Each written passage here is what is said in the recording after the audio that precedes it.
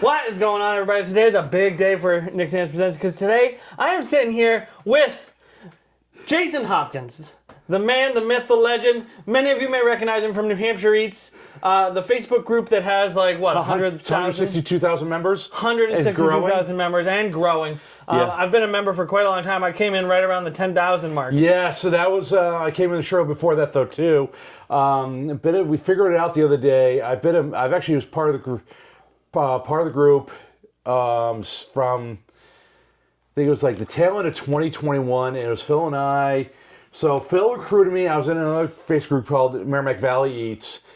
Phil recruited me, for help out with New Hampshire Eats, and the rest is history. The group was actually started under the banner Southern New Hampshire Eats by another friend of ours, Heather Roberts, who's since moved to Maine. Phil kind of took it over, and we started running with it, and all hell broke loose. We were shocked we hit 10,000. Then we hit 20,000, and so on and so on. We were blown away when we hit 50,000. We hit 100. When we hit 100,000, like holy shit, and then 150,000. It's just been going from there. Well, I think one of the interesting things about food is it's like there's very few things that are truly universal, right? Absolutely. It's like eating, sleeping, breathing, and shitting. And have to deal with taxes though too. Yeah, exactly. But I mean, like, there's very few things that like. You, me, and someone in Mongolia or Kenya or whatever. We all share this. Food brings us all together. Exactly. There's one thing that brings everybody together, and that's food. Exactly, the two. And that's one of the things we're basically trying to do for many, many years. New Hampshire has been, the food scene has been overshadowed by, let's say Portland, Maine, Vermont, especially Massachusetts. Hell, there are people that say there's no good pizza north of Connecticut. And that's legit, though, too. So have you always been a food guy? Yeah, I've always been interested in food. My first job was actually working with Constantly Pizza back out of college. I ran for a delivery guy. And, Dave, still friends with Dave right there since then. We ran into him at the Best in New Hampshire Expo. And then it's just everything, I've always enjoyed trying good stuff, though, too. Even around here, my mom was definitely getting me and my sister say the Mediterranean stuff because they lived down in Haverhill for many years. So we had a lot of the Greeks, a lot of the Armenians, a lot of the more Middle Eastern culture. So stuff like tabbouleh, hummus, grape leaves, that was standing on our table though too. As well as before, many moons ago, Dad would start making homemade pizza right here, and the rest. Food. I've always learned how to cook and everything else, and parents made sure my sister and I always had a good. Working relationship, at least knew our way how to learn the basics around the kitchen though too. So it's very much been part of the food of the life, and of course being raised in a Baptist church. I mean, you've heard the joke about, the kid being, let's say, you've heard the joke about the kid, parent, kindergarten teacher asking a kid to bring in, someone's face. So you had the Muslim kid with probably the Quran, Catholic kid with the crucifix, Jewish kid with the menorah. Well, the Baptist kid, they brought in a casserole dish. So food has always been a very good in my life in many, many different ways, though, too. And I've always enjoyed trying different places, though, too, and even on my own. It's like, then you fell in the group with New Hampshire Eats, and then it was like, really, okay, these are my people. We just want to explore, try good food, relax, have a good time.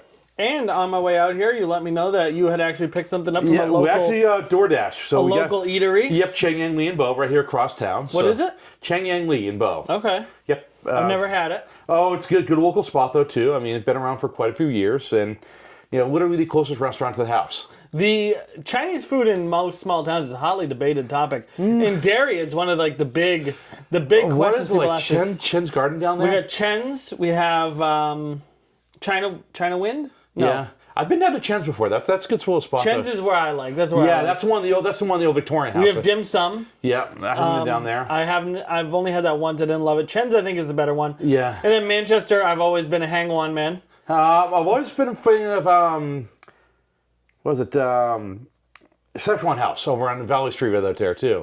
Okay, is Szechuan House is Japanese, isn't it? No, Szechuan is China. You're thinking of. There's plenty of other variations though too. So, this food is looking good. Let's start digging in. All right, let's see what we got. All right, so we got classic pepper steak. We got the malo veal with vegetables, and we got the what they call fruit of the forest, which is a mushroom dish, and of course pork fried rice, and you can't go wrong with the pork Can't go wrong. Yeah, And egg rolls. Oh, exactly the two. Yeah. You keep forgetting the egg rolls, dog. I know, man. No, these are rock solid egg rolls, man. So Let's do a quick let's run through a quick tasting, then we'll jump back to the exactly stuff. yeah, because I know we're both hungry. I mean, I'm starving. I know. didn't eat because I knew that I didn't want to fill up before. I know, man. I mean, I figured I was gonna have to order lunch anyway. So Well, no. Let's take one thing at a time. Let's do a tasting. You know? exactly. Oh yeah. Well, it's a little bit half the fun. It's half the fun. Oh anyway. yeah, you've had it, right? Yeah.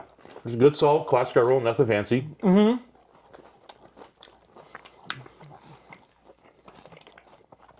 Good and thick. Got the good fry oil in there. I've chugged it too. Yeah. It's stuffed well. It's got colors, so it's Yeah. not just one form of cabbage. You got the red cabbage. You A got little bit of pork in there. Yeah. little bit of pork. I do not hate that. No. I mean, it's just classic. You have done well. It's like there's something. I could have gone totally exotic, but I figure I'm gonna have to have some leftovers for later in the week. So being the bachelor this week. You can deep fry anything. It's good. Right? Well, I was gonna say. So we actually have another group kind of spin off, started by another friend of ours, called One of Everything. It's basically just a social group, and we went over there one afternoon about a month ago. I actually got some more of the exotic stuff. One of the things we tried for the first time was frog legs. Yeah. Oh, Which was just simple, done well.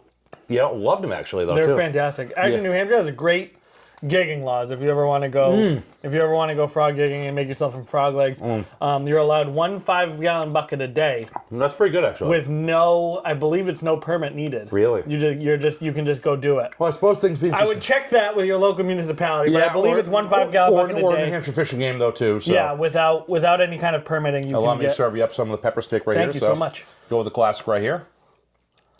Yeah, frog legs are one of those things that people are afraid to try, but Oh, I mean, it's that classic saying, it just tastes like chicken, which really is what it tastes like. chicken with a slightly, minerally aftertaste. Yeah, a little bit of a, and they can also have a little bit of a, almost like a chicken thigh texture. Yeah, just Instead of a what leg. it is.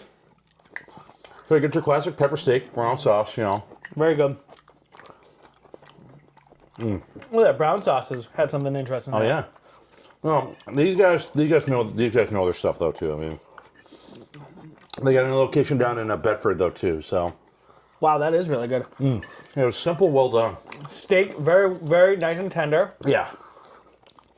Nice savory sauce. What I like is that a lot of times with pepper steak, you get the peppers and the onions overpowering the flavor of the steak. No, they just about this balance though too. But I feel like this has almost more of a savory, like meat flavor than it Bit does a more pepper, flavor though, too, pepper and yeah. onion flavor. Almost like they cook the meat separate from the peppers and Then onions. they finally toss it in there too. Yeah. Now this one is one of the ones we tried. Mushroom dish called Fruit of the Forest. Never had this. Yeah. So basically, it's like 4 different types of mushrooms. So if you love mushrooms, this is a good one. This is actually one So of the when Jason told me that he was going to be doing this and asked me what I liked, I told him that I wanted to be, I was an adventurous fella and I wanted to be surprised. And so he certainly did that because this is not something I would normally order for myself. Oh yeah.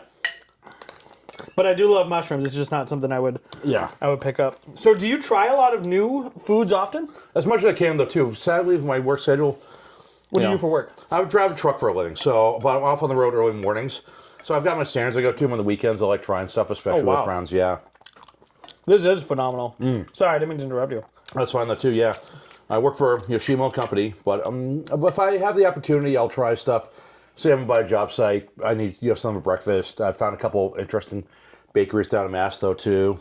Do you find yourself more, because I'm one of those people who I will, if I'm out and about, I will force myself to try something new as opposed to laying back on like an old standard. There's something to said about the old standards, but at the same time, it's fun to go explore new places though too, especially hear about something.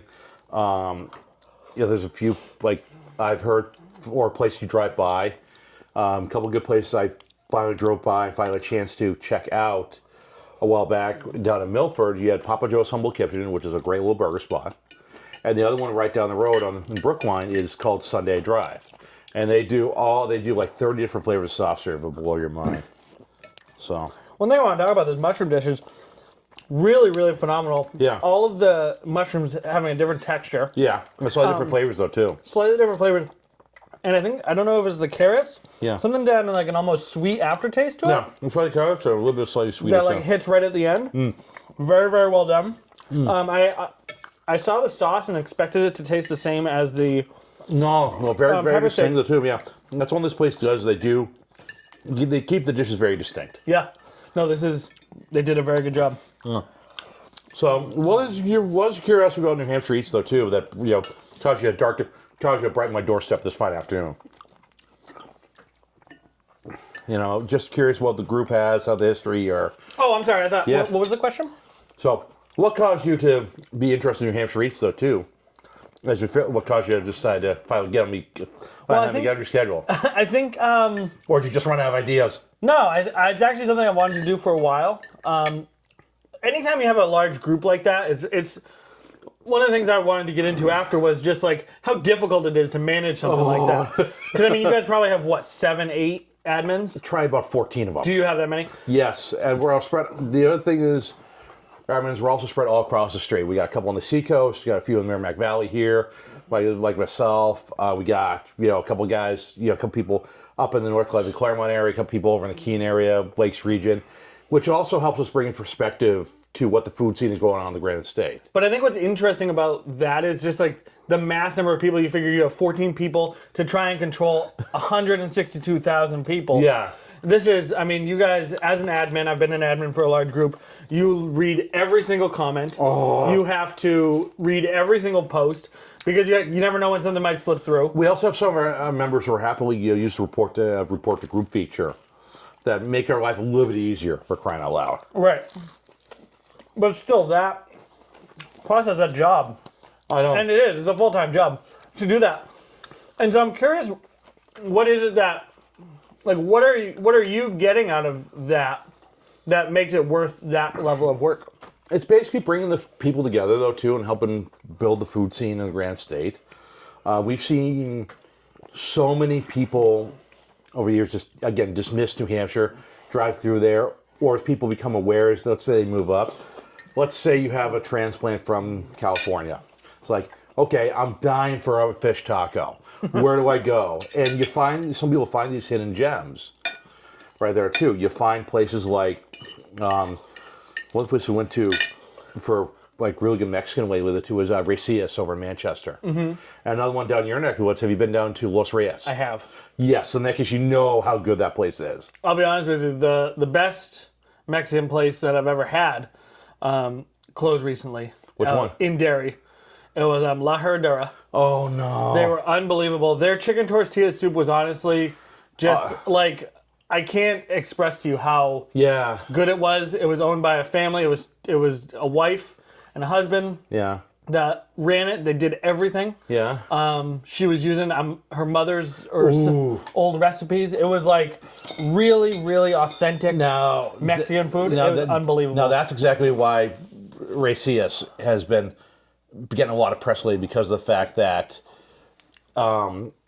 it's literally this family's running it, and you have grandma making fresh tortillas on the grill in the dining room. I mean, you want to talk about that's real deal right there. No, that's fantastic, and that's and this is the lamb right there, by the way. So if you'd like me to serve you up some of that, if you don't mind. Not at all, my friend. I'm balancing this. That's right. Balancing this low main that keeps wanting to jump off the counter. That's good. Thank you. So that's the Amala lamb right there. But yeah, that's one of the things that I find with a lot of these, a lot of the best restaurants, because as you know, I've done a bunch of restaurant reviews. I've gone to a lot of places. A lot of the best restaurants are done. They're just like family recipes that have been adapted to fit commercial needs. Well, what's the? There's a couple things too. I love saying this jokingly. Talk about is like, if you're the only white guy in an ethnic restaurant, it's gonna be the good stuff. And the other thing is, there's another one you've probably heard this: the sketchier the neighborhood, the better the tacos. Always. The more likely to get food poisoning, the better the better the food truck. No, granted, the food stands right here. Everybody, doesn't want to do that, but of course. I will say, not wild about the lamb. I don't know. It has like the slight game. It's not really hitting for you. No, it's not really hitting. It's not bad. It's just not your taste. not for me. I think that's fair. Someone who was into it would probably like it. To me, the peas are a little overpowering. That's fair enough. Yeah. And the broccoli is a little overpowering. I feel like it's overpowering the meat a little bit. But at the same time, you're still. This nothing Not- wrong just- with yeah, the actual dish. just- I would just your never talk taste. shit about a local restaurant. No. There's nothing bad about the dish itself. It's just not It's something just, I would get just myself. not your taste, yeah. Right. Not bad, but not something I would order for myself. That's fine. Well, we should try something different though too. I always try to. Yeah. But the first two dishes were they knocked it out of the park. The egg roll was fantastic. Yeah. We still got some of the fried rice right there too. So now you made me feel guilty. Don't worry about it. Don't worry about it, man. I've some person was. Yeah, it's good, just not to my taste. It could be too jumping from the like real like heavy meat flavors of the True. steak to the super savory more- mushroom. to the more subtle ones though too. This one's a little bit lighter and Yeah. a little bit more. Tastes like lamb. Exactly. You know? Yeah. So it's A little more of a lamb jump. what's rare. You find lamb, especially in a Chinese restaurant, because a That lot of is Chinese very restaurants are unusual. just your standard Americanized dish like the pepper steak, Right. your beef and pea pods, your lo mein, your Right. chicken and cashews. Mongolian beef, Which isn't bad though too. I mean, beef and broccoli. yeah, which is bad though too if you're in the mood for it though. Too. No, I mean, absolutely. No, it is rare to see lamb in a restaurant. That is true. Exactly In a true. Chinese Yeah, restaurant. and Cheng and Lee does a lot of the good, authentic stuff though too. I mean, when when the waiter barely understands English, or just enough to get by. You know what's good that I feel like I always overlooked is the egg foo young Yeah. places. It's a dish that if it's like you can really see the difference in East versus West culture. Yeah. It's like egg foo young is so close to something that you recognize, but it's so different. Just different enough. though, Yeah, and that it's like it really is it's an experience that you don't have a lot in food. It's true, Or you that's do true. have a lot in food, but something that's like so familiar yet so You know, different. you want to talk about stuff that you want to talk about stuff you find unique in the Grand State. I mean, let's talk about some more unique restaurants that have popped up. I'll give you two in Manchester. One has been around for a number of years though too. If you're like looking for a real high-end chocolate shop, we're talking stuff like, like stuff you picture like being straight out of France. Dancing Lion on Elm Street. Fantastic place. Yes, you've been in there. Yeah. I've been going there since they opened they've been open now almost 15 years. Have they been open that long? Yeah, because I was driving school with them. That was like 2012. I think I finally walked in there for the first wow. time. And then Rich right there, you want to talk about a guy who knows his shit about, like chocolate and everything else too. I mean, if you think you knew chocolate before, you don't know chocolate, that guy. Another one, which is more recently open on the African side though too, is Amaya's Kitchen on Elm Street. And they do, a lot of your classic African dishes. They do stuff like, goat, stuff you don't see a lot of on the menu right there too.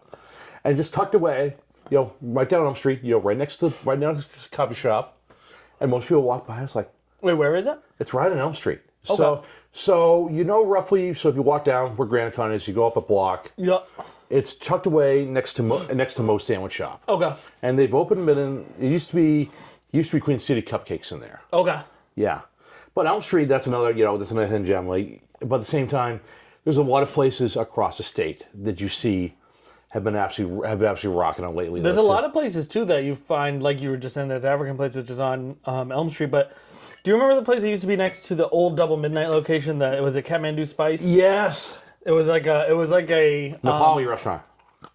It wasn't a restaurant. It was a store Yes, I remember that. that had shawarma. Yes, I remember that. I remember there was a big thing during the Iron Man thing a few years Yes, ago. and they had the most unbelievable falafel wrap I've ever had in my life. It was just like God tier. It was so good. I mean, and But they had a bunch of great. I mean, I bought camel steaks there. Oh, yeah. I bought a bunch of different meats there. dog stuff though too. Yeah. And they used to make the goat empanadas Yes. that were fantastic. I mean, it's amazing when you start thinking about. Okay, let's start thinking about. What's similar across cultures though too. Every country is going to have, something like some sort of flatbread, be it tortilla, be it a naan, be it a pita, exactly the two. And then you start looking at everything's going to have some sort of like filled dumpling. It's going to be be it say an empanada, be it some be it sorts of like gyoza or something, some sort of like filled dumpling. Right. Meat or vegetable though too. And then you start looking at like once you realize there's similarities, and then you start going places. Oh, that looks familiar, but it's the local twist on it. Right. That's half the fun of discovery. To me, I always say if you ever want to try broadening your horizons a little bit, just try a new meat. Yes. It's like, because once you get, like, if you try goat, now Yeah. you have every cut of goat that you can Yes. try, and you also have every, Or like, most basically- people have never even had lamb. Exactly, too, yeah. And you think about the Greek culture in the area, though, too. I mean, think about the huge Greek population. Lamb is a staple. Right. Right there, too. I mean, kebabs, everything else, you name it. Greek Mediterranean food is my favorite food. Oh, exactly, too. I mean, I'm just, touch for everything, though, too. Yeah. I mean, if I had to, I'd love to explore Mexican food more because Mexican food is just, you got places like Riviera Area, which was Veracruz style, which was different from the stuff you'd say in Mexico City. Well, Mexican food too is so Regionalized. It's different because it's so like Americanized too. So you can get authentic Mexican, you can get Americanized Mexican, you can get Tex-Mex. Well, but also, in Mexican food in that regard, it's almost like Indian food in that regard. The fact it's like very hyper regionalized too. I was watching one of the food shows. It's like, like the food changes every 20 miles. Right. And it's just what's available, what's seasonal, what's everything else too. Have you found any great restaurants that you didn't know about, you had only heard about through the group? Ooh, okay, I'll give you one in Manchester because to Manchester, Al Basha. They moved since then. They're now currently over in South Willow Street though too, and that was another one through a friend of mine. Another one is also Manchester's Dao Kun Thai. Okay, never heard of either of those. Yeah, those are tucked away in little strip malls right there. But we've also been a few places to the One of Everything group, like Riviera Area in Nashville right there. What's another one I'm trying to think of? Another one that not people know about, and I only knew about this because of my brother-in-law, who's the bartender there, is Revival in Manchester, Concord, real high-end, does farm-to-table stuff. Revival, it's called? Yes, Revival, yeah. What's your favorite dish there? Oh, I haven't been there often enough, but I know anything my brother-in-law puts on the glass. Yes, Jeffrey, yeah, I'm talking about you. No, but seriously, there are so many places different across the state right there. You want to talk about barbecue. You could just go on and on about the food. And beer scene's always been solid in New Hampshire, though, too. My boy, Alex LaChance, who's been on the channel many times, he says that 603 Barbecue, he's traveled all over the country. Really? I haven't had a chance to try that one yet, yeah. He said 603 Barbecue is the best barbecue he's ever had, and he's gotten all the great Texas barbecues. Oh, yeah. All the great Kansas City barbecues. He's traveled everywhere and got all types of barbecue, and he says 603 Barbecue is the best he's ever had. Yeah, well, let's switch gears. And one of the things that having the group grow like this was it's given us some opportunities to build a community. And it's the point where we also recently launched a nonprofit called Nourish New England. And Phil and I started us, I think it was over a beer or some sort of meal like that. And I think it started just a couple of years ago, we're growing this, we gotta do something to give back. And the time was finally right. It was the rough part going all the way through, starting it literally from the ground up. Like the bylaws, everything else, so on and so forth. And we're working on that. It's actually a lot of admins from New Hampshire who are involved with that and some of the other members. Anybody involved with that board is connected with either New Hampshire Eats or One of Everything, which is not an official group, but it's a spinoff through one of our friends, Jessica Tabata, who has basically started that. And that was the thing she stood on the West Coast. So the rest is kind of, it's amazing how all these connections right here, though. So what is Nourish New Hampshire? What does it do? Nourish New England. So our goal is to support the food scene in the Grand State via, be it education. The eventually goal is to work with, say, business education for, let's say, startups, to work with other nonprofits where we can, though, too. Basically try to support the food scene in New Hampshire wherever we can, though, too. One of the big things we have in upcoming is the New Hampshire World Christmas Market. We're doing that at the Anheuser-Busch plant in Merrimack. And the goal for that was to do a German-style Christmas market. So that's going to be a lot of fun, though, too. That's about a lot of hard work behind the scenes. And what's a Christmas market? It's basically, you pick like a big craft market. You ever seen like the German Christmas markets where they basically take over the town square? Yep. Lights, everything else like that. You basically take over, it's essentially take over the town square. So you go, on, it's a community event, and we're trying to do that. There was a smaller event, the Amherst Christmas Market, a couple years ago, that basically kind of outgrew that one. There's a long story behind that, which I'm not going to get into. Okay. But Phil's the driving force behind that. He got involved with it. Phil's very, very German. We're talking like going back 10 generations. I mean, you ever look him up, the farm boy foodie is what he goes by. So Phil's very much like, we need something like this in the Granite State. And so we were fortunate enough to hook up with Anheuser-Busch, who are, basically donating space. We're basically using the walkway in between the main brew house and the old stables right there. And the goal is to just have a fun community event over the course of a weekend. dates on that is going to be like the 13th and 14th of December. But it's going to be, a lot. We're trying to work with local vendors and local crafters and everybody else, as well as local food trucks, to basically put together a very fun, family-friendly event for all ages. Will it have like an Oktoberfest kind of feel? I feel like most people associate Germany with. It's basically kind of like yes, there will be beer, but will be some good food. Lederhosen beer. Though you never know. May have even we may even have Krampus. All depends though too. But because New England, we may bring the poutine out. No, seriously. I mean, it's a World Christmas Market, so we're gonna try to work with. Yes, it's gonna be a German style Christmas, but at the same time, it's gonna be a World Christmas Market because of the fact we want to bring the cultures and the traditions out there too, and kind of like use that backdrop as a setting right there. No, I love that. I think that's great. I mean, we want to bring the world together. Food, crafts, try to do more local stuff, and basically bring everybody together in this crap that's happened in this world, underneath a fun time. Yeah, we want people to help forget about that, to support local businesses. Well, if there's one thing that's going to bring people together, it's food. Oh, exactly, too. And again, that's getting back to, why New Hampshire has become so popular. Right. I mean, it's... What I love to see, because I've always been a big food person. I love food. I love eating food. I don't look like this because I hate food. I generally like, really trash food, too. But what I really think is... What I love to see is that, like, New Hampshire used to be known as, like, maple syrup. And then there was, like... It was like Chez Vachon was like a restaurant you knew. Yeah. And there was like and there's still one of the OGs right there. Yeah, and then other than that, it was like Outback Steakhouse, and it was like Applebee's. Applebee's, 99 restaurant. 99, nothing wrong with 99. It's still homegrown. So. 99 restaurant when I was a kid growing up, I loved the 99 restaurant. Oh, did it with Olive Garden. They've been slipping these last couple of years. I haven't been there in years though too. They've been slipping. The only reason why I haven't been there. There's so much other good local food to try in New Hampshire. Yeah, for sure. But I really used to love them a lot. When they were, we used to go to the one in Manchester, and it was, as far as I know, there was still just a local chain at that point. Yeah. And the food was always great, and I always felt very bang for the buck. Yeah, it almost felt like a less. It almost just felt like a more casual tavern, like a back room kind of. Yeah, kind of like a more casual feel.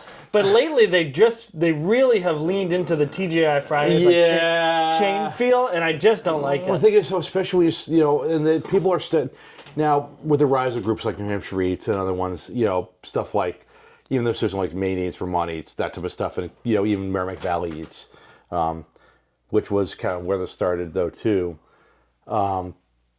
People are becoming more aware of the local spots though too. Your stuff like.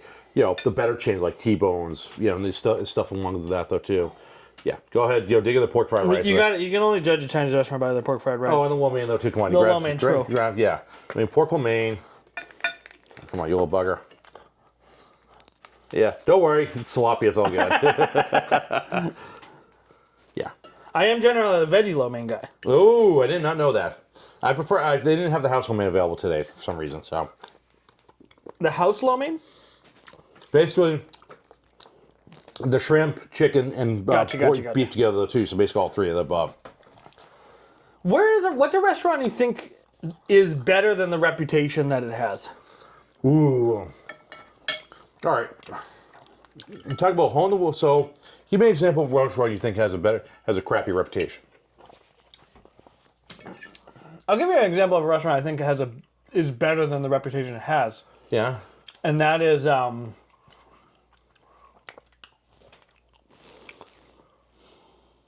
fuck, I can't remember the name of them. There's that place in the mall that has that sells Chinese food. Oh, you're talking about makes it on the. It's like the hibachi. Oh, you're probably talking about the Thai place right there. Yeah. Yeah, that place is rock solid though too. Yeah. I think they're actually really good. They have the lemon chicken is really good. The chicken fingers are great. Everything they have is really solid, but it gets a bad reputation, I think, because it's in the mall. In the mall. Yeah. And then Luca Madre's right there. Yeah, I mean that place is a rock. Yeah, that place is. I've never heard anyone say anything bad about that. Oh yeah, that place. I mean, and they opened a second location in Salem too, so you got the Maslows could come up and get a taste. But yeah, I think that Thai place in the mall there. I think that they get a bad reputation because they are in the mall, but if you get their food, it's actually really good. Yeah, Really okay. fresh, really clean. Oh yeah, exactly too. So what's an example of a restaurant you think maybe has a bad reputation? I But think, frankly, I'm going to go back to one of the OGs, though, too, because people still kind of pay on it, is the Red Arrow.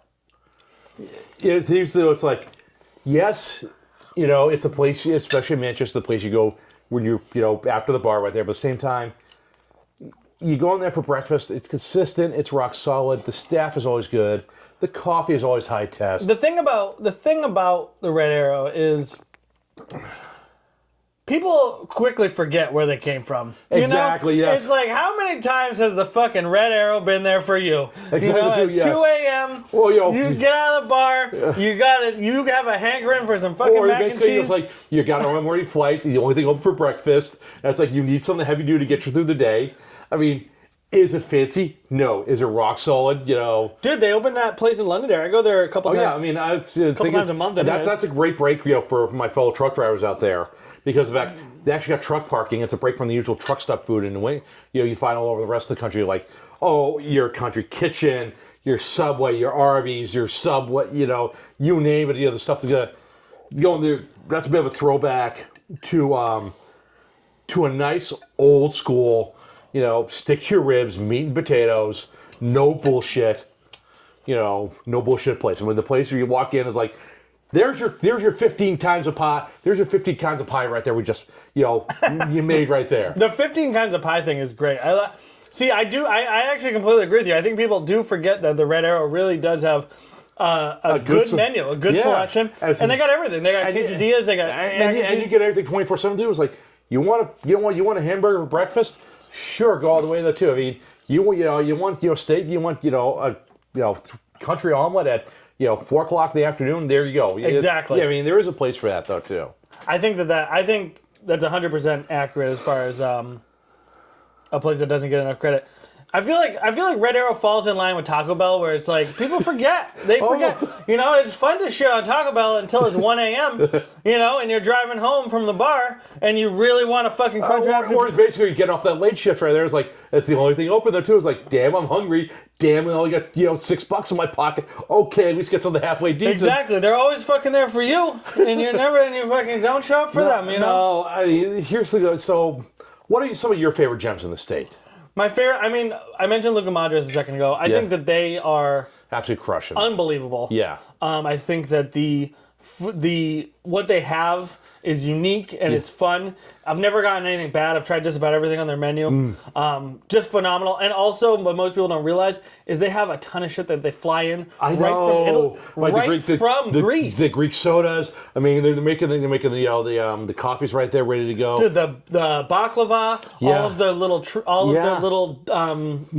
cookies right there. Yeah, all the little cookies. Even getting some of the sodas, I mean, the spanakopita is fantastic. yeah. Everything they have is great and it's authentic and it's fucking good. And their branding.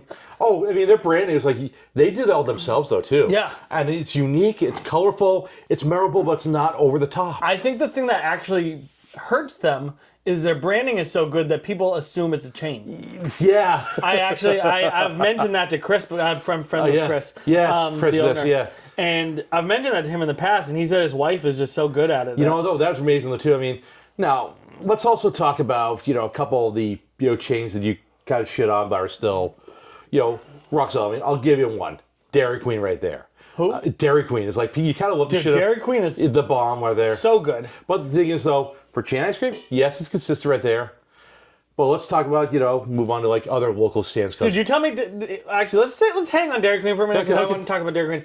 Where else can you get hamburger, French fries or onion rings, soda, and ice cream sundae for $7? Yeah, something like that. Yeah, unbelievable. I know. And you got one in Manchester, 2nd Street. The Dion family made that like one of the top stores in the country a couple years ago. It was the number one in the country for, and I think it still is. Yeah, like one of the top 5. Yeah. I mean, that's saying a lot given the fact how many DQs you see. There's only 2 in. There's a great line. Have you ever seen the show Justified? No, I haven't. There's this great line from this guy Boyd Crowder who gets they get a big windfall of money, and he says. They're talking about what they're going to do with it. And he said, "We're going to open a Dairy Queen. That's just a license to print money." But no, I honestly think Dairy Queen is a great place, and again, it's one of those things that's gotta get shit on, overlooked. But yeah. We hit or miss. All depends on who operates. You know it. what I think is a great restaurant that kind of flies under most people's radar is Amphora Yes. in Derry. I had a chance to get down there too. So good. I'll give you another one. I mean, we're talking about flies on the radar. Finally get some good vibes. Is you're up in the North Country. North Conway's becoming a hot spot lately though too. Big Dave's Bagels and Deli up there.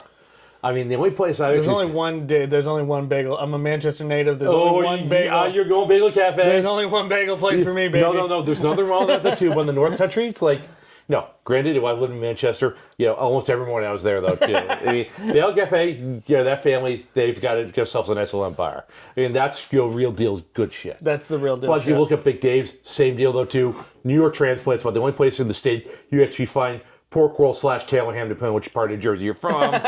Yes, my Jersey friends will disown me if I don't mention both. And yes, I do have friends with Jersey. Don't go there on Northern; they could bury a body. You don't need to have friends. You don't need to have friends in Jersey. That's a mistake, anyways. I should beat your ass silly for that one. But at the same time, you got people who crave that transplant stuff though too, and then you want to start talking about another stuff that's coming on strong in the Grand State. You've seen some donut shops been coming on strong lately, though, too. NH Doco? I know. I was going to go What the Fluff. I haven't tried it. They're right on, they're up by the Valley Street Garage in Manchester, over by the courthouse. And that place, I mean, this stuff, you go on... Where is it? Over by the courthouse in Manchester? Yeah, it's over by the Victory Garage. Okay. Corner of, Victory and Chestnut Street it is. Okay. But that place that came out of nowhere last year. Then you got one of the OGs. You got, Brothers up at Franklin, which, that place, I mean, you wouldn't expect to be a kick-ass donut in the Grand State in the middle of Franklin. And the Franklin's becoming, there's a couple good spots over there, too. You got Vulgar Brewing coming with just some wicked pizza up there, too. Yeah. And right down the road from now. I mean, I'd love to see those two do a collaboration.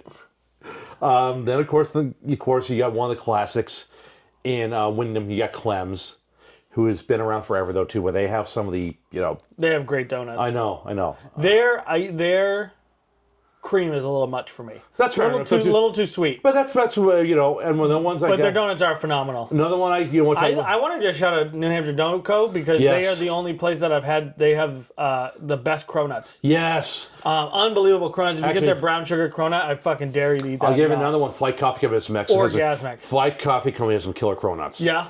Yep. That's another one in Goffstown right there. Flight. Have I been there? Oh yeah, I have been there. Yes. Yep. They got one location in.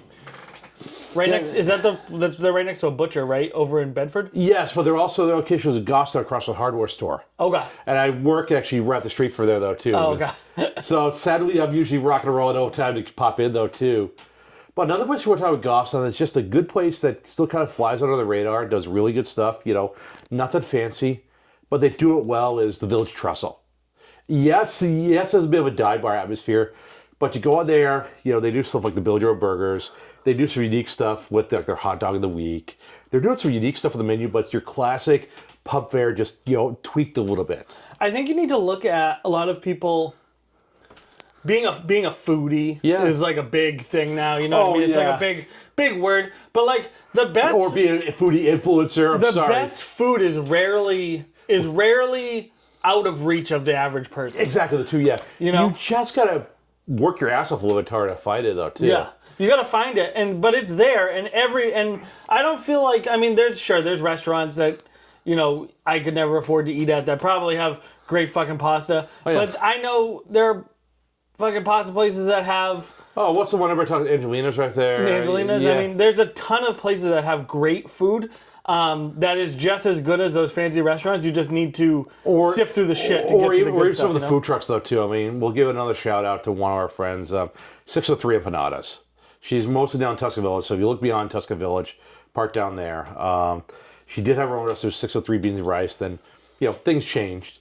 But you also got stuff like food trucks have been making a big. Oh yeah, I mean the problem is you get some of the cities like Manchester, Concord that are a real bitch to deal with. Yeah. I'll give you another shout. Does a great breakfast sandwich. You can find them is Teeny's Weenies.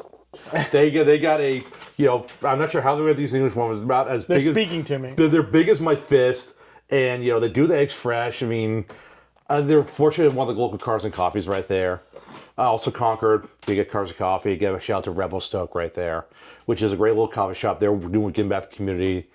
Guys, the car guys, like that's been huge right there for them though too, and that's been another catalyst for bringing more people into downtown Concord, which has been absolutely awesome. Now, when you, as a, as someone with a huge platform, how would you like to see yourselves utilizing it more to support businesses? Is there a way, is there something you guys have thought about implementing? Well, basically, all we best thing we do is give people a shout out to share our experiences and tell where to go. But it's also the good and the bad. The businesses look at what we do, both the good and the bad. It's like, oh shit, we really didn't realize there's a problem here. We need to tweak this. And we've had a lot of business owners come to us privately, and we know we do this all for free. We don't get a dime off of this. I mean, once in a while, might toss me a free cup of coffee. That's about it. Which is perfectly fair though too. I mean, stuff like that. But it's very much a case of they look at this like a lot of businesses look at, oh, it's not only a way to promote their own businesses, but also see where the trends are going. It's like look at the honest reviews that they may not hear right away. Some people sometimes are afraid to speak up at the restaurant because they don't want inconvenience, but yeah, they'll spout all over the internet. They'll be behind the keyboard where it's like, this was, blah, blah, blah. This was blah, blah, blah. This was blah, blah, blah. It's like, and blah, blah is like, yeah, you. It can be, the internet is a double-edged sword. And for small businesses, I own a small business. I live as a small business. And what is your small business, by the way? I do videos, so I make internet content for businesses, basically. Okay, so basically one of those paid influencers type of deal. No. A company will hire me to come in and do a marketing. Okay, so basically do marketing campaigns, that type of stuff. For small businesses. Okay, that's very cool. A lot of food stuff, a lot of. I do make some money with my podcast and with my videos and that kind of thing, but the bulk of my money comes from doing videos for other companies. Yeah, and my day job is I drive a truck for a living, a whole sheet metal for a living. Yeah. I did big truck auto body for 20 years. Oh yeah, so I understand that. Wait a sec, A1, you guys are over, I think my truck actually ended up at your shop once or twice. Probably.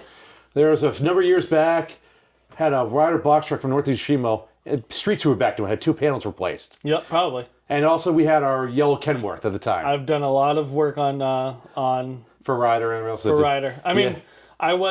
I'm box work, box repair. Yeah, so you probably worked on my truck that day. Most likely, yeah. Yeah, well, the streets were back to if it was at A1 Auto Body, it's very likely that I did the box repair. You placed a couple panels, and wasn't anything fancy. You could do one of those in your sleep. Now I can. It's actually funny. The industry as a whole is really struggling because most people, they're running out of people who know how to do it, but it's such hard work and it's very difficult to make money on it as a business. So it's like driving a truck for a living. Yes, hours are crap. The pay is, depending on my company, the pay is good. I'm fortunate enough to do what I do for a living and the company I'm with.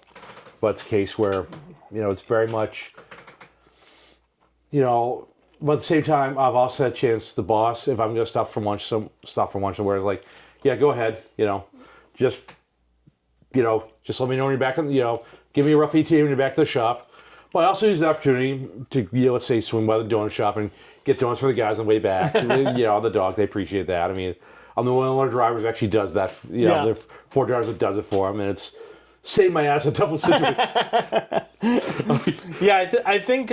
What's the saying though too? My dad has taught me is like, you can never, very few situations can be made worse by a box of donuts. It's true. Very few situations. If you want to build up some what's called social capital with people. Oh yes. There's no better way to build up social capital with people than to bring them food. Exactly true. Yes. Or at least think about it as like, craps, guys. Sorry about that. Hey, if you're always the guy who's bringing them donuts, then when you need, hey guys, I really need this loaded up by 10:30. Oh, exactly. They're gonna make sure it's loaded up. And there was one day as I had a long day. I was like, they had me turn around 50, literally from the time at the dock to the time I was back on the road, less than 15 minutes. Yeah. No, that's always a great. People. When you're working in any business, regardless of what industry you work in, regardless of what your job is, I don't care if, you're a cashier. You work in an office right there, yeah. You got to look at the people that you're working with as a team, and then treat them the way you want to be treated. Exactly. Keep them fed, keep them happy. Keep them. Just so many good ways to do stuff. Everybody in your job, from cashier to Big Boss can make your life harder. Oh, exactly. Too, yeah. So you should try to make as many of them as your friends as possible. Hey, it's just amazing. This, just the food scene. So do you guys make any money with the group? Not a damn dime. Really? Yes. Is that because you don't know how, or because you We don't want to. There have been some people that have basically done the kind of a payola scam, and we start from the group like we were not doing that.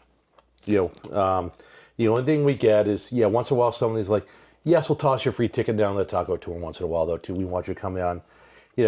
We want you to be our guest. That's really about it. But that's very, very minimal. That's few and far between. It's not like it's happening once a week. It's happening, maybe once or twice a year. That's what's mostly like, we want you to come along because we want your honest opinion. We want some extra help with this, so too. Would you guys be willing to give us a hand? Because we know that your crew is a good, hard-working crew. Have you ever looked into expanding into different media types, like a YouTube channel, a podcast, that kind of stuff? We really don't have the time for that because I was working day jobs. We focus more on the nonprofit side with Nourish New England. That's the route we want to go. That's awesome. We don't do it for the fame. We don't do it for fortune. Hell, we don't even do it for the free food. Boy, imagine that, people doing it not for the money. That's crazy, huh? I know. That's rare these days. Seriously, there have been some other people out there that have basically gone it's like, yeah, I'll give you a good review if you give you the blank you pay me. It's like, you give me say X number of dollars. I'll make sure I give you a blast over the place because I have X number of people on the platform. Like, no, we don't do that. We do not do that at all. If we're walking in, it's like, yes, some of the owners notice, like, yeah, I'll toss you a free soda down that. It's like, yeah, I'll cut you. I'll give you my employee discount. Yeah. But that's few and far between. And that's no different than, let's say, you're good friends with the owner anyway, though, too. It's like, that's the way to look at it. Well, so I do videos for different restaurants. I do videos all over New England about all different kinds of stuff. But I do a lot of food videos. Generally when I do a collaboration, they'll give me the food for free. Yeah. But I also have a rule, and this is not, I do this whether I pay for it or not. I would never give a small business a bad review. Same here. I would give them an honest Sort review. of like this limb. It may not be for me. Yeah.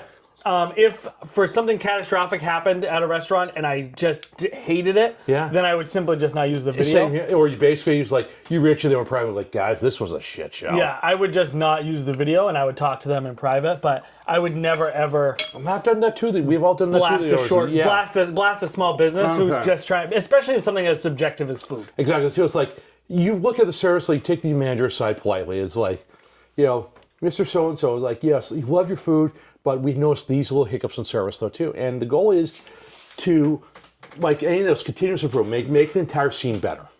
Make the entire scene, we want to elevate it, though, too. So you got business maybe strong out, maybe let's say you got a business just went up 3 months. They think they're doing a good job. I was like, no, we noticed this. We take a polite with it, too. It's just, like any other customer right there. It's like, we noticed this. We just, happen to be more experienced than others, too. A lot of us have, background in various different foodways, or serious amateurs, or have put some time behind the scenes, or Phil, for example, let's go Phil. Phil. I will say too, I always offer to pay. Exactly, same here. I mean, if they say they don't want it, then I don't. I accept it. But what I do is I just toss on the tip jar. Yeah, I don't, but I'm usually we're spending like 3 hours together shooting a video, so it's very like, oh yeah, you know what I mean? You're like their friends, so it's not so much that I'm getting a normal service. Yeah. And so I always offer to pay for the food, but generally speaking, they just exactly too. And a lot of times, sometimes they'll come to us like, let's say we get friends with the owners, like, guys, we're trying this, so we want some honest feedback from it. So they may give us a little sample right there. That happened one night. Was with my friend Chris Prue over at Rock and Roll Meatballs, who's actually, by the way, shout out to the guys at Double Midnight Comics, who actually become our first big sponsor from Nourish New England. Also, hell yeah. They gave us a nice, healthy donation. That's awesome. And we're actually partnering with them on a food truck court for Granite State Comic Con. Oh, cool. Yep, that's, it's all contingent approval to see, so fingers crossed, we have a lot waiting. I'm a big fan of Double Midnight. Brett, I've been friends with Brett now for 20 years. And I've got to know Chris Scott for better part of a decade now. Yeah. And those guys, get salted to the earth. I never got super close with Chris and Scott. I just happened to go in usually when Brett was there. But me and Brett, I had him on my podcast. Oh, yeah. I talked to him, a couple times a month. Seriously, you got to have Chris and Scott on the podcast. He's a great guy. I'd love to have him. Come on. Yeah, exactly. I mean, those guys. I mean, they've built. I had to stop buying comic books because got to a point where I was spending too much money on comic books, and it was like I just couldn't keep it up anymore. But And then you know the feeling of like you miss 1 week and then you're like, oh fuck, now I'm behind. Now I'm behind. Or my fucking waiting folder. That's why the guy in the comics. That's all I'll stick to stuff like Lego sets of that type of stuff. I mean, there's but anyway, it's working with small businesses on that stuff though too. You know, that's exactly what I saw because we saw stuff with small business. We saw the, you know, we hate to use the term. New Hampshire is a group of influencers, but we're trying to influence in a positive way. It's more like what's the classic rising tide is like, oh, we see this. You know, here's what we're noticing right here, though. I mean, like I said, you go back to Phil. You know, Phil grew up a dairy farm, so he's known food from the start. You know, he's traveled all across the world. You know, the words will be here. There's nothing better than dairy, frankly, in the Granite State.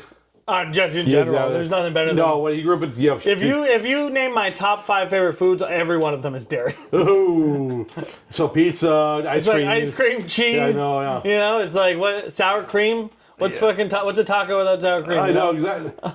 Shit. I'm sorry. I prefer old school Mexican without the America's version. Ooh, I love sour cream. I will forgive them because we have different tastes. Dude, sour cream on nachos? You can't. No, nachos. That's one thing. But you know, good taco.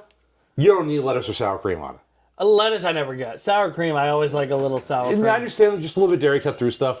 I mean, but if it's a really good taco, like a real authentic taco, you know, load on the cilantro, you know, load on the tomato, get some acid to it, so it cuts through the meat a little bit. Then you're talking, baby. Yeah, so when I make a taco, what I like is meat and then some kind of salsa or whatever. Yeah. Cheese, sour cream. Yeah. I mean, without cheese, that's I know, insane. blue cheese though too is like Okay, yeah. The blue cheese, especially it's like the good authentic Mexican stuff. Yeah. I mean, if you're gonna do it the real way. I mean, none of this Americanized crap. None of this like Midwest taco crap. I love. I can't. Sour cream is so good. I could eat it with a fork. I'm not going to do that too. Dude, you know what? You know, we've been talking a lot about restaurants and stuff. What is your favorite? Like, let's say you're fucking starving right now. You happen to be in a Hannaford. Yeah. And you're like, I need something right this second. What's your favorite bagged snack? What's your favorite? Oh, Doritos all the way. Prepackaged Doritos. Yeah, Doritos on that one, or if I could find it. You shout out to an old company. You got Rhapsody makes some excellent potato chips. They do make some crazy good potato chips. I'm curious about the Doritos. Cool Ranch or nacho cheese? Neither or sweet chili. No, sriracha. Oh, okay. I'm going the sriracha, the yellow bag, but I also like the barbecue Doritos. Okay. So you gotta get the best of both worlds. I've never had barbecue Doritos. Okay. Well, we can go through that later on. Okay. So, let's say, I got one question. What's your grab and go? Let's say you're walking through Market Basket, grabbing lunch. What's your grab and go? From Market Basket? Yeah, Market Basket. Like pre-bagged or? Well, let's say with a sandwich, like the pre-made stuff though too. I mean, just their steak and cheese. It's like their steak and cheese gets a lot of shit about. But it's bagged. Is it the best steak and cheese I've ever had in my world? Absolutely fucking not. I'm gonna go different on this one. I'm gonna go sushi. Oh, there's Hannaford sushi. I think is the superior market or superior grocery store sushi. I'm a big. Let me tell you, I have very few brand loyalties. That's right, though too. Yeah. Hannaford is like I've been going to Hannaford since I was a little kid. Sorry, OG Market Basket, baby. I fucking hate Market Basket so much. No, it's like and now you just lost. I just lost 1,000 subscribers. Yeah, I just lost 1,000 subscribers. Market Basket fucking sucks. Every time I've been to Market Basket, aisles too small. Now too many fucking people. No. The key to go there is go there first thing in the morning. Go there first thing on Sunday morning. I'm a real riser anyway. It's like, and the thing is, we could agree to disagree on stuff. That's one of the best things about food. Exactly. I mean, they're vegetable. So like, even if I go to Market Basket, I generally have to stop at Hannaford to get meat and vegetables. Yeah. I think that Market Basket as an institution, as a New England institution, is great. Yeah. As a place that treats their employees well, as a place that has helped the community, I think it's great. Shopping there, not for me. That's right. Tell you what, we can agree to disagree on that I've never been there and come out happy. When I go into Hannaford, literally my blood pressure drops about fucking 10 points. There's just something about it. One thing Market Basket is that it's consistent, it's clean, it's the same layout. Basically got, it's a 2-mirror layout, so you can walk in there and with exception of a couple of stores, know exactly what you're going to find, stuff in the roughly the same area. Give or take an aisle or two. Yeah. One thing I will say about Market Basket is they always have... they always employ a lot of kids, which I appreciate. and they seem like they're really like community oriented, which I like. But again, it's just Hannaford is just that's just the place I've always shopped. I've been shopping there since they were Alexander's. The thing is, though, my mom started at Alexander's, started shopping Market Basket more recently, especially since I'm paying the bills right now, though, too, for the group. You know, it's but at the same time, you know, and Shaw's, I mean, And it is cheaper, I'll give them that. Yeah, and Shaw's just way overpriced for what it is. Oh, Shaw's, I would never shop at Shaw's. Yeah. Shop and Shop and Save is the only one for me. Yeah. No, but at the same time. Or they're not even called Shop and Save anymore. Hannaford. Yeah, Hannaford though too. Yeah. They used to be called Shop and Save. Yep. Shop and Save. Yep, It was Alexander's and then Shop and Save and then Hannaford. Yeah, exactly the two. And, and then of course you got Southern. Stop and Shop tried in New Hampshire. They tried. But they crashed and burned. Yeah, they couldn't keep up. I know. I actually have a really funny story about. Well, that's a stuff for another time though too. I mean. You think so? Oh, This is a crazy story I'm about to tell you. All right, lay it on me, might brother. like Lay it on. It's like we're talking about food here, right. and nothing's off the table. This has nothing. This has to do with outputs. So. You know what? I'm going to save that story for another time. No, okay. So we talked about appetizers, entrees. Let's talk about dessert. What's some of your favorite what's some of your ice cream spots in the state? Favorite ice cream spots? I mean, Dairy Queen is probably the one I go to the most. All right, so let's say let me expand. Okay, let me okay, expand. yeah. Don't jump in. Yep. Jesus, Jason. No, I'm just kidding. So I probably go to Dairy Queen the most. They are just quick and easy and they're And cheap. consistent, yeah. We went to Hayward's the other day, Ooh. which was unbelievably good. I like King Cone for their soft serve. Ooh, I need to get down there. I would like it. From what I can tell, they have a weekly menu, and I understand why, because they make all kinds of different crazy soft Oh serves. yeah, And so it must be they probably don't want to keep a bunch of that in stock. yeah. So they can only make a limited amount. But they only make six, I think it's 5 or 6 flavors a week. Yeah. And so I would like to see an extended list Okay. of their full thing. I think that would be cool. Max. Where's that one anyway? Max Apple. Oh, Max next to that's over at Henniker, right? No, it's over in Londonderry. Okay, my bad. Sorry about that. Yeah. I like. So the thing is that most ice cream, even when you see a local ice cream stand that's homemade, it's generally either made by Blake's or the Puritan. Yeah, in New Hampshire. exactly. It's Okay. those two places that actually make. The thing is, there are a couple that actually do make their own I'm just saying in most Yeah, of the yeah, time. homemade. But you get places like Ilse's and Ware. Yeah. They're doing it in house. You're doing Sunday Drive down Brookline. They're doing it in house. I mean, those are my two favorites in the state right now. I've never been to either of those. Yeah. Okay. Let's see now. But I do. What do you think about Blake's closing? Was that how did you feel about that? That was a tough one for the state though too. But at the same time, you sometimes Can't get Graham Central Station anywhere anymore. Exactly. And it was the best ice cream. Oh man. It was so good. No, I think it's though. This things change. It sucks the two, but there'll be another one that will take its place. Sadly, I mean, here's a question: who's your favorite milkshake? Milkshake? Oh, this is gonna go. This is gonna hit hard. It's gonna piss all of people off. The Shamrock Shake from McDonald's. Shamrock Shake is fucking good. Yeah. I don't know that I would like it to be available all year. Yeah, exactly. Too. But I like that it's the surprise. I like that it comes out. What about local spot? Any? That's a tough one. I'm not a huge milkshake guy when it comes out of local spots though too. Dude, the Puritan milkshakes are so fucking good. I will say the Puritan gets a lot of crap. But for what it is, it's still Manchester Tuition up there with the Red Arrow, with Creamland, with the Goldenrod. But it's like you can't argue with that. You can't argue with the history of it. Yeah, no, I think they make great ice cream. I'm not a big fan of their food, to be honest. I mean, their chicken tenders are serviceable. Okay, yeah. Well, I think the origin everything. I think that's part of the reason we could do a whole another episode. You could do a whole episode on the chicken tender wars of New Hampshire. Right. I think that they. I think they're good. I don't think they're great, but they are an institution. Yeah. They have a lot of great food. Yeah. They also have a lot of dog shit food, frankly. Though, I tell you get some stuff that's good, sometimes it's great. I got the worst meal I've ever had. It actually came from there. It was a Greek macaroni and cheese. Ooh. And it was like there was way too much spinach in it. It was like super watery. It just wasn't good. You want mac and cheese? Just go 2 doors down to Mr. Max. Call it good. End of discussion. You know. I only eat homemade mac and cheese. No, these that's fine. days. No, seriously, you gotta get down to Mr. Max. Mr. Max is great. I used to go there probably 3 times a week on my lunch. Yeah, I was working about living in Manchester. I was down there at least twice a week. Yeah, no, they are. I haven't been there in a couple of years now, but they're still rock solid though too. I mean, I'm sure. I mean, Mac and cheese is hard to fuck up. So okay. So we've talked about Southern New Hampshire. Let's go further afield. Let's start looking at the reasons that people don't talk about less populated areas. What are some of your places that that you don't, that you've been to that, let's say outside, let's go in the North Country, let's say outside the 93 corridor. Let's say outside the seacoast, where the more populated areas. I'll be honest, I don't travel that much. Okay. So I don't get to a lot of those places. There's enough in Southern that keeps me, still or haven't tried yet. Massachusetts that keeps me pretty. Okay. But why don't you tell me what your favorite places Okay, are? I'll give you one for breakfast. I already talked about Big Dave's up in North Conway, but let's also talk about one of the OGs, the Littleton Diner. Littleton Diner's Yeah, great. exactly. Yeah, Littleton Diner. And there's one that's been on my radar for a while. I still need to get up in Berlin of all places. It's called Exile Burrito. Never heard of it. I've said they've been on New Hampshire Eats. I need to get my ass up there though too. They looks like they're doing some great stuff, and it's like okay, that's one of the ones I think it's really about. The only thing that's really I've heard about in Berlin for crying out loud. But at the same time, Berlin's also a small city.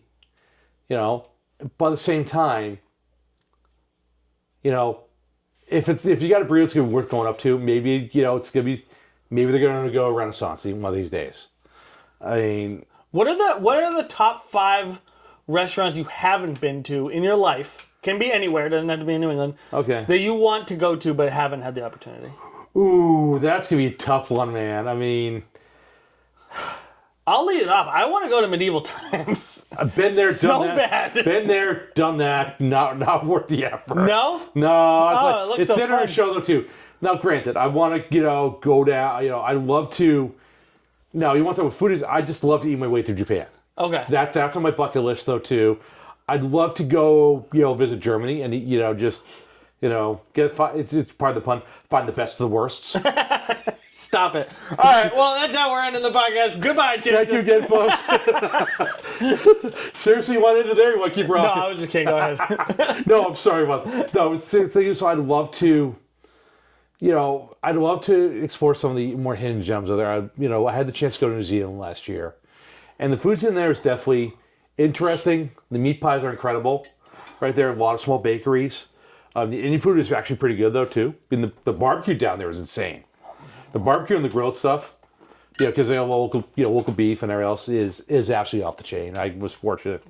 So my buddies invited me down there last year, and it was the trip of a lifetime. I mean, when you're eating with the locals and trusting where they stood to go, and you're just flying by the seat of your pants with Google Maps and like, what their views are, and you find these hidden gems. Like the first meat pies I had down there, I was first day on my own. I was checking one of the events. I was like, okay. I was actually out by the Auckland airport, this side of busy road. It's a good spot when you see half a dozen trade vehicles right there and guys in high vis sitting in the patio out front. That's when you found the good stuff. Because if the trade guys, are eating there, it's the good stuff. Right. They've tried every single place in the Oh, exactly. Yeah, or at least they know it's reliable. It's going to be. If the place is busy though too, I mean, where's a place that you think is good? Let's talk local. This will be what we end on. okay. What do you think is a place that is coming up that you think you're the most excited about? A place you've heard about, maybe a sneak, like something people haven't isn't open yet, but is coming. Sadly, I haven't heard too much lately though too about Yellow Skull, but it's been sad. But one place I need to, they're on my radar. Right there, I need to get out the Red Hen in Exeter. Okay. You're talking meat pies and that type of stuff. We at least believe that's what the name of it is though too.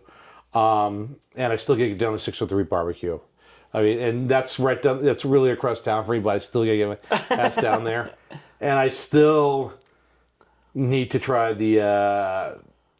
What's another one? It's like I still gotta try Chaos Kitchen in Manchester though too, which is Indian Nepali. I've heard some good things about that. All right. Now, this is actually the last thing. Let's give 10 recommendations of restaurants in New England. we're just back and forth. You do one, I'll do one. You do one, I'll do you one. want New Hampshire or New England? Whatever. Okay, let's stick with New Hampshire because we're talking about New Hampshire. Okay. All right, I'll give you one in Boston. We'll go Boston first. Hokkaido Ramen in Boston. They got a location in Cambridge and Boston. Basically, authentic Japanese style ramen. I've been there a couple times. Hole in the wall spot, but it's so good. I was down there in May, had their black garlic ramen. Oh my God, that place is great. I would say Presto Kitchen in Manchester. Ooh, okay. Sort of a spin on classic Italian. They have classic Italian. They also have kind of a spin on a classic Italian. That's who I would say. Okay, I'll go with another chain that started coming up in New England too. Is Press Cafe. Dude, it's so good. Yeah, you want to talk about Mediterranean stuff though too. Breakfast, 24 hours or not 24 hours, but open at 5:30 a.m. Yeah, I think that's a win.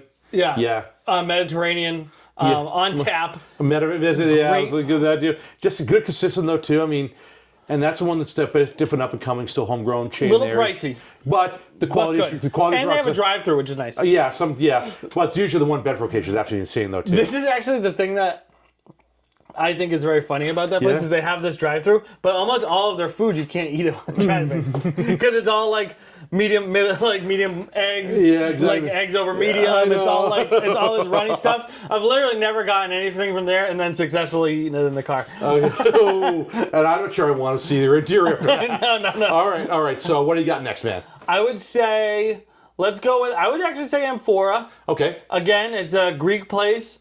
Great spanakopita. Great. I mean, all of the great Greek things that you want to try are there. Moussaka. Yeah. You got a great kebabs. You got great. Just about everything there is good. Okay. Speaking of kebabs, let's go Turkish. Let's go Seacoast, Anatolia, and Somersworth. I mean, old railroad station. Just enough Turkish touches, but still get the classic interior. That is, their lavash bread. I mean.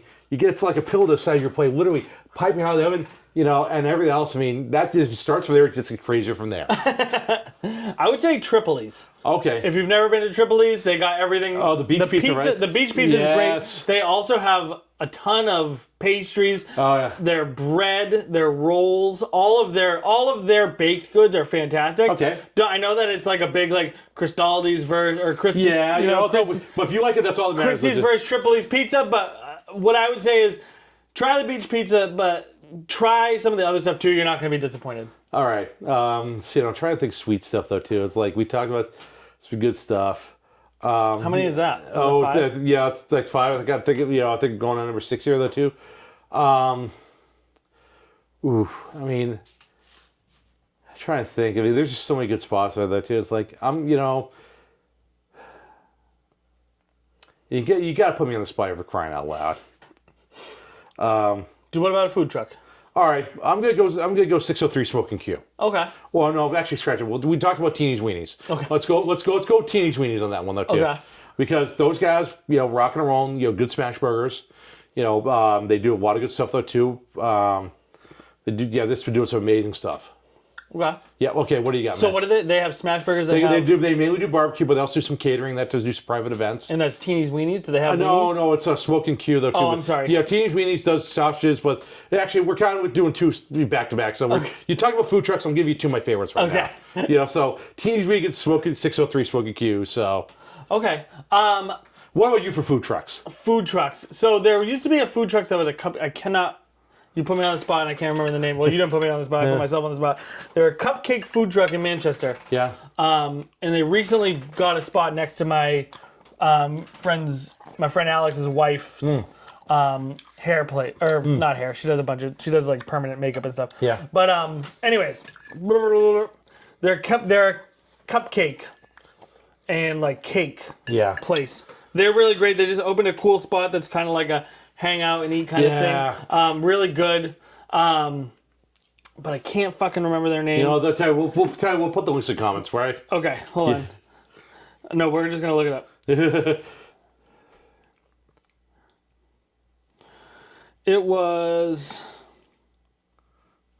I can't remember. I'm gonna change my answer to New Hampshire Doco. Okay, all right. I'll give you that though too. They get great donuts, great cronuts. I've never had their drinks, but I've heard they're good. You only can't go wrong with. I mean, you want to talk about coffee? Like, okay, we want coffee. Let's go Rebel Stoke in Concord.